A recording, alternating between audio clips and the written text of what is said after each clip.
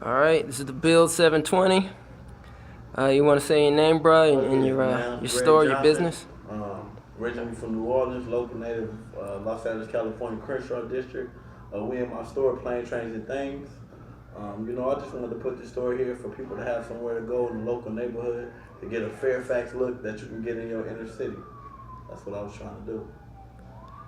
All right, what's the address again here? The address is 3710 West Martin Luther King Jr. Boulevard. We're in the old where the old swap meet used to be, and zip code is 90008. So, so what got you into the clothing business, man? All right, man. What got me to the clothing business is because I always liked clothes growing up as a kid. My mom, my dad, they were pretty fashionable people. So as a kid, I would rather buy some shoes or something before toys or a video game or anything like that. And even in school, like my passion for going to school was to be dressed nice and to have like nice clothes and nice shoes. That was really my passion as a kid. And I was a person that spent a lot of money on clothes at one point in time, and I was like, it got to be a way that I can get this this for cheaper. So I was like, man, let me find out how I can get this cheaper and I can save me some money. So I asked around, and people told me like you got to get a wholesale license. And people told me it was $1,000. Some guy told me it was 1,500. He'll take me up there to get it and all type of stuff. Then I realized it was like, man, this is not the way to do it. I'm like, why would someone cost me $500 to ever make some money? So I got on the internet in the library and I looked up the border equalization, and I found out how to get my wholesale license. So I got my wholesale license, and I bought my first 6 pack of, I think it was some shorts I wanted. I got me 6 shorts, and um, yeah, I got me 6 pair of shorts, and I was like, okay, I'm gonna wear this one. I'm gonna sell the other ones for not much of nothing. I can make my money back. And then I started doing that, and I got the shorts, I sold them, and then people started saying, the other people, I still said to my friends, just so I can make the money back, but my friends would wear the stuff, and people would be like, where you get that from? Like, oh, my homeboy got it. Yeah, he did. And they start telling people I'm a clothes man. And I'm like, I'm not a clothes man. I'm just really just trying to, make some money off of the really just save myself money. And then people start telling more people, and people start telling more people, and next thing you know, I turned into the clothes man, and that's how I got started. And then I just started buying more and more stuff, and I started out my trunk. And I had a vision that I wanted to do a store after that. So Okay, that's how so I got so started. about how old were you when you started this When I clothing thing? when I started selling clothes, I'd say maybe the first thing I sold, I probably was like maybe 22, like around 22. 22. Yeah, because I was Okay. buying so much. I was spending so much money in the mall, like shoes, clothes. I have a shoe addiction. Like I got so many shoes. I would buy I was buying like maybe 2 pair of shoes a week. You know what I mean? And clothes, and I was spending. I'm like, damn, the majority of my money going on clothes. So I need to find a way to save some money. So around 22, that's when I'd say I started. Like around 22. Okay, Yeah. and if you don't mind Yeah. telling the public, brother, how old you are. I'm 33 years old. So Like you've been grinding for about 10 years about doing this, 10 huh? years, man. Ups and Wow. downs with it too, man. Okay. For real. It's been and I love it. So I'm excited. Like it's never a day I come and be like I gotta go to work because it's not work. I love clothes without making money. So yeah, I've been doing it like 10 years in the ups and downs, and I'm still doing it. I'm still at it. All right. All right. So yeah, so you want to tell us, man, a little about when you had to go get a job and how it kind of made you feel at the Man, time? all right, man. Look, it was like the hardest decision in my life because before that I was free from a job for like 8 years, man. So I didn't even know how to even live in that world no more. So for you being your own boss and making your own time and your own schedule, to have to go back into that world was like crazy because now I gotta be here at the same time every day. I gotta work Monday through Friday. I got the weekends off. I had to be there at 5 o'clock in the morning every single morning. I had to get used to clocking in, an hour lunch, like 15-minute breaks, somebody standing over you, um, telling you like how much you got done, and I could have been working for 2 hours and they see me talking for 15 minutes, and and that'll go out the window. Like, so that was really hard, man, because I was so used to making my own time, my own money, just the freedom. It's not even the money; it's the freedom you have for being an entrepreneur that you would not. Most people won't understand. It's like I can have a day where I can make hardly nothing, but then I have a day where I can make a whole lot of money. And the thing about it is, you never know how much you're gonna make when you're your own boss. When you work for someone, you have your salary, you have your income, and unless you're doing overtime or something like that, your checks is pretty much gonna be the same, around the same every time. And for most people who work, so I like the feeling of I don't know when I get up how much I'm gonna make. It's just the freedom of it's limitless to what I can make and what I can do. Like, so that was hard, man. So it was for like 6 months, because around the time that happened, I had lost my businesses. I had 3 at the time. Like, went bad with paperwork and partnerships. So I had to start all over. I had to go back from my trunk, and I was like, okay, if I just sell out my trunk, it's gonna take me a long time to get back to open another store again and stuff like that. So I was like, I'm gonna give me a part-time job. So I started working at really deal with animals like that. So that was really a hard thing for me, because I had to touch like spiders and lizards, and I wasn't a kid that like that as a kid. So that was really hard for me too. And then it was just like, so for 6 months, I was like, I'm gonna go back to work for 6 months. I'm gonna save every check. I mean, when I'm talking about I saved every check there, I did overtime, I did this and that, and that was my goal. I said I'm gonna 6 months of pay, because once I sell my clothes, I'm gonna have to pay my rent for 6 months in the shop, and then I'll be able to do that. So I went hard for those 6 months, and literally on the 6th month, I went in there and I told those people, like, I'm sorry, this may not be the professional way to do it, but I'm out of here, and y'all never see me again. Thanks for the opportunity. And I got out there, and I got my freedom again as an entrepreneur, and that was the best feeling again, because I almost quit when it went down to when I had to start all the way over, because I was doing it for so long. And for you to go start from your trunk and then go back to your trunk, man, that was a humbling experience for me. But it made me stronger for right now. So I love it.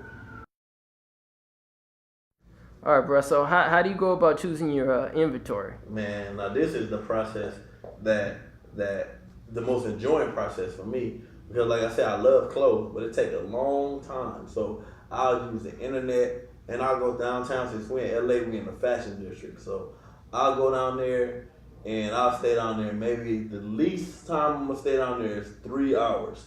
The max I could be down there a whole day looking for it, because you're not gonna go in every place, and you're not gonna find something that you like. Like, you know, I like pieces. I like unique pieces and different pieces. That's the type of stuff you'll get when you come from in my store. You won't see stuff that's everywhere else. So I'll pick a certain area that day. I'll be like, today I'm looking for jeans. That's what I'm looking for. So I'll just go where the jeans at, and I'll start from this store, and I might see one style of jeans out of that whole store. Or I might go to that store and I might get all my jeans from that day. Or sometimes I go and I might don't find anything. So that's how I go with that process. And then I'll do shirts. And then I'll be like, today I'm doing glasses. Like, you know, so what I'm looking for is the uniqueness. I'm looking for the difference. I'm not trying to have stuff that you go in this guy's store, he has, because I'm trying to separate myself.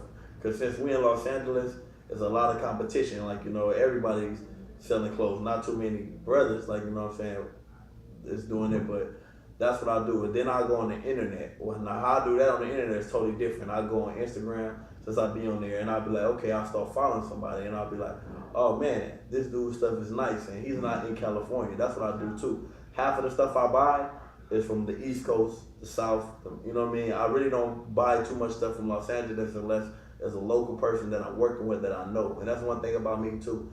Eventually, everybody that I have stuff in my store, I want to have a talking, working relationship with them. I want to be people I can call, and we can become like a family, like, because I want to help people out I know. So that's why I deal with a lot of people in the community. Like last night, I had something for a guy I know. So really how that goes is I get on the internet, if they got their grind going, I'll be like, oh man, this is dope. I really like their style. So I'll direct message them. I'll tell them I got a store in Los Angeles and I'm interested in carrying your stuff.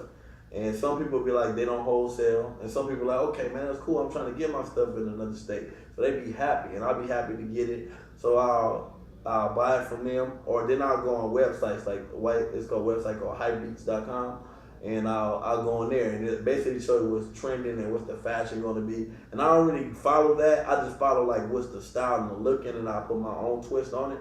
But downtown, I spend a lot of time. I spend a lot of hours, man. So one thing about doing this is the timing. If you love clothes, is great. Like this, you just trying to make some money.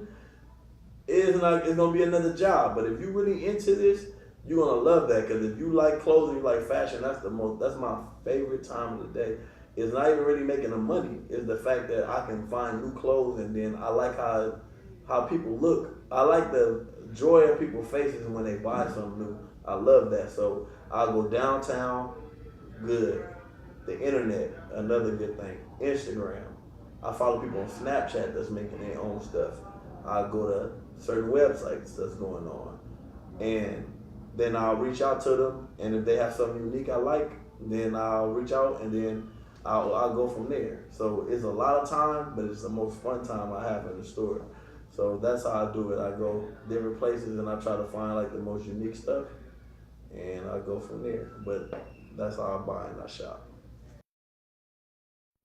All right, bro. So what type of events do you have at your store here, man? Man, I have all type of events here. Last night, my homie Gowan, he just had a launch for his brand. It's called I Am West, and he basically took his following that he used from selling on the internet and off of Instagram and wanted to do something in store.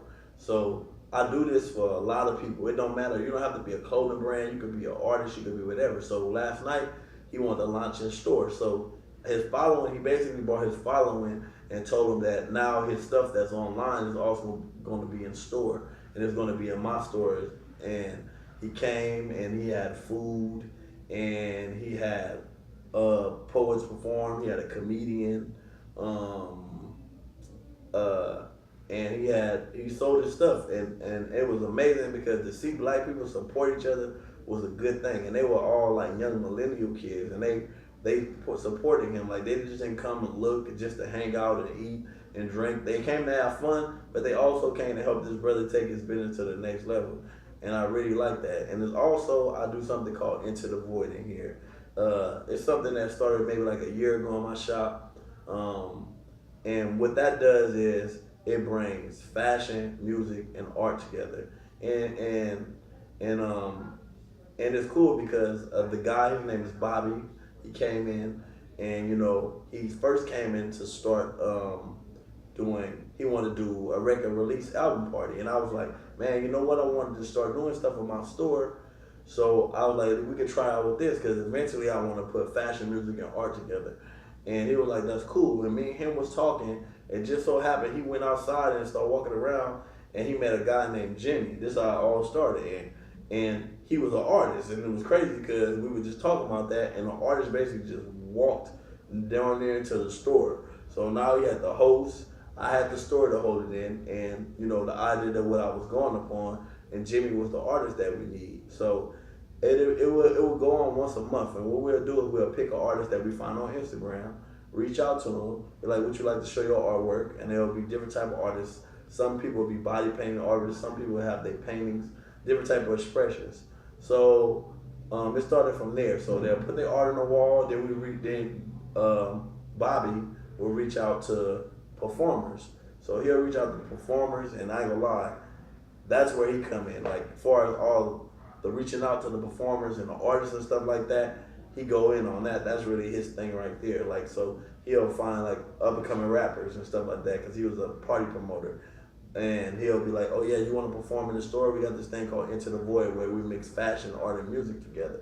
So he'll reach out, and then he'll get a couple of artists. Then we have an artist who paints. We have a couple of artists who perform. This is all arts. Then fashion is an art too. So we have a person who has their own clothing line. They'll come in and they'll showcase their brand. They'll sell their merchandise. So we mixing fashion, music, and art together. So that's dope, and it's a good mingling thing because it brings people together from 3 different worlds, but it's still the arts.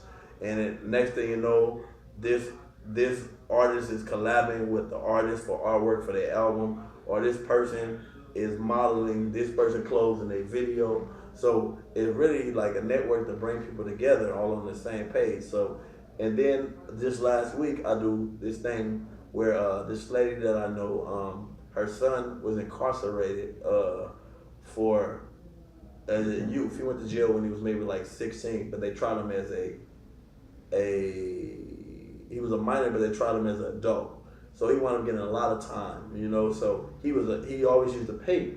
So me and his mom got together and we started doing art shows every year in my shop. And what he would do, he would send his paintings that he painted in jail, and his mom would come and she started an organization for him, and she'll put it in here and she'll call everybody and she'll sell tickets for $5 and people will donate, and she'll hang the paintings on the wall and she'll sell them. But what she'll do to the money is she'll donate it to the organization. It's called My Vision. She'll donate it to the organization. Hey, what's going on? Hey.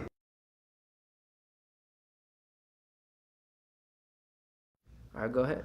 So the organization I was talking about is called My Vision. So what she would do is, for all the proceeds from her selling the art, will go to the foundation, and it's for incarcerated youth who paint, who draw, and it will help buy their supplies and stuff like that while they're in jail. Like, you know, so even though they locked up, their mind is still free. Like, you know, so it's been helping out because all his paintings sell out. What I mean, every last one of them sell out, and he draw all year. So we had maybe this time maybe like 60 paintings, and he sold every last one of them. And that was a good proceed, you know, and she put it to there, so now he can buy his art, his paint. Now the other younger cats can buy their art and their paint, and they don't have to worry about the money, and they can, you know, at least have their mind free where they locked up. So I got a lot of stuff coming. I'm gonna start doing a movie night in here also, a throwback movie night. So you come in and I'll have a projector playing off the wall, and you come in and it's probably be like maybe like $2, and I have candy, and I'll put the movie on Instagram, 4 movies, and I'll let the people pick which one they want to see on Thursday. So they come in and they'll check it out and they'll watch the movie on Thursday. It'll be throwback movies from like youth and childhood and stuff like that. So that's pretty cool. You know, I got a lot of up-and-coming stuff I'm doing in the store. And the next thing I'm working on right now is I'm trying to do a teen summit in here. Because they used to have that when I was a kid, and I used to like to go to them. I used to like to watch those all the time, and I haven't seen them in a long time because even though I sell clothes to youth, I really want to know what's going on with them. Like, okay, I'm older now, so even though I listen to the same music and stuff, I really don't know what their struggles are, what they're really going to. So I just want to put something together. Me and my homeboy have been talking to where we're going to open it up. We're going to use inside and outside of the store, have the cheers, have a DJ, make some food, get the kids to come in. We're going to have a panel. We're going to talk. And we're just going to ask the teenagers, like, what they're afraid of. What do they want to be? Like, what do they like doing? What do they like listening to? What do they think about what's going on with the police? What do they think what's going on about the world, period? And just listen to the youth, and so I don't be disconnected from them. So I just won't be like an older person just saying, well, they need to get right and they need to do this, but they don't try to help them. So if I can do that, we can bring them together, and I can really be like, okay, it might be some kid in the audience who want to get into fashion. So I can show him and bring him in and take him to get his wholesale license and show him where you can get something sold at, or, you know, and I know artists, somebody may want to be a painter or somebody want to be a rapper. Since me doing all the other events, I can probably I'm going to have mentors for any type of thing with the field that I can help them go into, and it'll go from there. So I have a lot of things coming, and I'm doing a lot of Planes, Trains, and Things right now. All right, now before I ask this question, I just want all the audience and kids that are in school, we don't suggest cutting class at all. At all. Do not do it. Don't do it. But, Greg, you do have a story about when you did cut class. I'm gonna tell you my story. At least this is a positive story. Something that was negative that wound up positive. Right. It may not happen like that all the time, and it probably won't happen like that anytime. Like, you know, so get your education, definitely, for sure. So you want to tell us, man, about the story about when you did cut class? Now this is where the story comes from. Like, now this is for me. Like I said, we're not telling nobody to cut class, but for me, in the ninth grade, that's when I really lost interest in school. Like, I was there and I would show up every day to every class until maybe like the 11th grade, the 12th grade. I just started cutting a lot. And my two friends at the time, two close friends at the time, they used to have a, a business class, an accounting class, and a real estate class. And it was at Crenshaw High School. That's where I went. So I would cut my fourth, fifth, and sixth period and just go hang out with them, and I would go hang out with them, and I would wind up being in the real estate class, the accounting class, and the business class. Now the thing about this is, I was going to the classes to cut, to not do work, to talk to my friends and hang out where they were supposed to be learning. But the teacher was cool. He didn't care just as long as you didn't disturb his class. He really didn't care if you just sat up in there. So I would go and I would cut these classes every single day. My fourth, my fifth, and my sixth period. So I go in there, and the first class was real estate. But the thing about it is, I'm going there to talk, but I stopped talking to my friends, and I started really paying attention to what he was teaching, because it was catching me unlike any other subjects. Now, this for me. So he was talking about, it's good to own a house because you got equity, then you can borrow, and, it helps you with freedom. And then, man, you can use your money and you can borrow off it, and you can pass it on to your kids and your family, and that can create wealth eventually. So I was like, man, that's cool. I never heard that before. Nobody I knew owned a house growing up. Like, I was like, damn, I want to own a house. And then the next class was accounting class. So it was like, man, how to keep track of your money, like how to count your money, how to know what you're spending money on, like, how to save my money, like all that. Now, these are things that help me, because he would be like, get you a savings account, get you a checking account. I never heard of any of that. So that basically, like, this was the beginning of me turning myself into a businessman, doing something that I shouldn't have been doing, and it wound up working for me in the end. But this was crazy, because this would really change me mentality wise, as far as becoming an entrepreneur and a businessman. Like, I would go, and then it was the business class. So it was like, yeah, open up a business. Like, well, there's grants you can get, there's loans you can get, small business loans and stuff like that. So I'm like, dang, I always like money. Like, because even in school, I used to sell candy, I used to sell chips, like, I would sell my own clothes that people wanted that I didn't wear anymore. So I always had the entrepreneur spirit, but I just knew how to bring it together. So I would go to those three classes, and I was cutting that classes so much. He went to the counselor, and by the next semester, he put me in real estate, business, and accounting. Like, you know what I'm saying? Because I was cutting so much. And he was like, since you come in here every day, you might as well be in here. And I was like, yeah. And out of my report card, this is not a good thing. That was the only 3 A's I had out of my whole report card in high school, period. Because it was something that I was interested in, and it prepared me for the future. At the time, I didn't even realize that I was going to go on to having my own store selling clothes. I just knew that I wanted to do something with real estate. I learned how to save my money, because everybody say I'm very cheap, you know what I'm saying? But I don't think that, man. I just know that stuff happens in life. So I learned how to save my money, and I also learned about business, like, and it helped me in the future. And Mr. Brown, if you ever see this, thank you very much, because me cutting class, like he said, I don't tell nobody to do it, but that helped me out in the long run to become a businessman. And that was like that's changed my life more than anything I could have ever done, because without those classes, I would never even knew that it was possible for me to own a business or even have a savings account. Because my mom didn't have one, she just worked. Like, my steppops did, but that ain't something I don't even think people really talk to. These black people don't really tell their kids about that, not where I come from. So if he would have never told me about that, I would never know what a CD account was. I wouldn't have learned about none of those things. And all those things helped me out and keep my credit up, man. That's one thing I did by having that class. He was like, credit is the most important thing, at least in this country. And when all my friends turned 18, they got credit cards crazy, and I didn't get anything. And I got a chain for my daughter's mom, and I bought that, and I paid that off, in the bracelet. And I kept the account going, and I paid not the minimum, I paid the majority of it, and that's the only card I had, and I got time. And then I really forgot about it, because I just started making money. And when I had to start all over, I applied for something and they sent back in the mail and my credit was like 740 and I wasn't even using it. And I was like, now when I need this now, at this time, I need this credit. So that's another thing, man. Make sure your credit is right out here. And that's what I learned in high school. And I'm not telling nobody to follow my path, but it worked for me. And just luckily, I found something I love to do.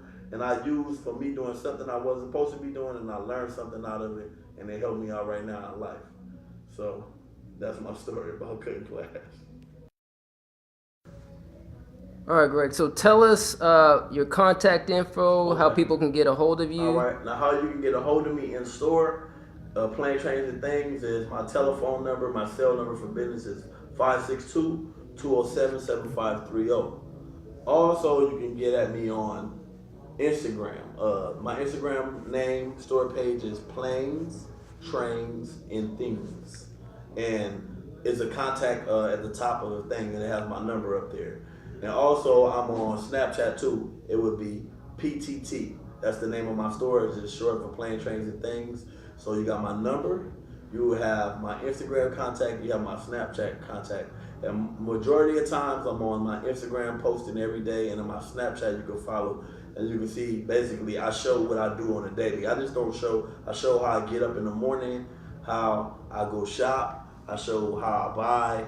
So people really just watch my story, like, you know. So for people who was like, I wonder how you do this. I'll just record like my whole day. When I get up, I'm shopping, I'm buying. When I come in the store, I'll record my customers I deal with. So that's how you can get at me on Snapchat, on Instagram, and by number.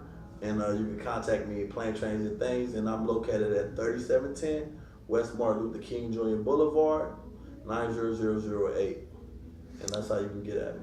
All right, great. Thanks for your time. No, thank you. I appreciate it, man. This was a real good interview. I enjoyed this. All right, man. All right, no we problem. out.